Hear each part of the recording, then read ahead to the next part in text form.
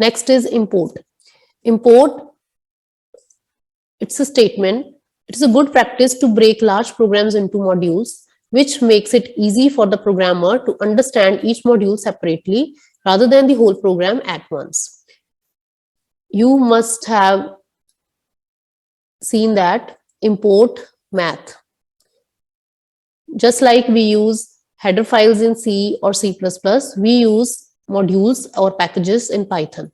And in order to include those modules in your program, we need the import command. We write just import math, then all the functions inside the math package will be imported, and then you can use them, like sine, cos, square root, fine. All those functions will be imported, and then you can use them.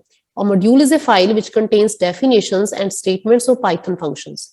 Like this will contain definitions of sine, cos, all the trigonometric functions or other functions, etc., like absolute, that we'll study in detail in the native data types chapter. Python modules have a file name that terminate with the extension .py. Now, how to use them? You can see from here, you just need to write import math.py. So pi is a variable, which is a pi is a constant, which is having value 3.14, this one.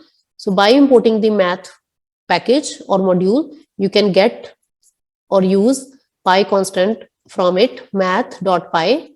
It will print the value of pi.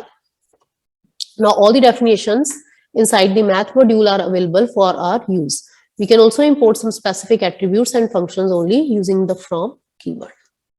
For example, if we don't want to import all the methods or modules inside a package, we can import some of them also, like from math import pi.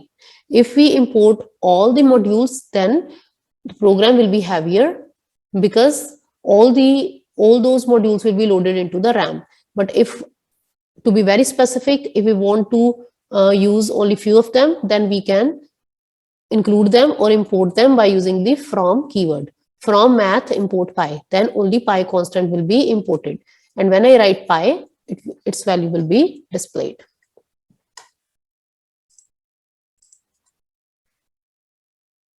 Import sys. While importing a module, Python looks at several places defined in sys.path for importing all methods in that module as shown in the code this. The output for the same is shown in the output box. You can see import sys.path. So it will search for modules in sys.path. So these are the directories in which Python searches for modules that we are looking for. So it is very simple and easy to use the import command and then write the package name. Then you can use them. You can also create your own modules that we'll study in the later chapter of this book. Okay, thank you so much.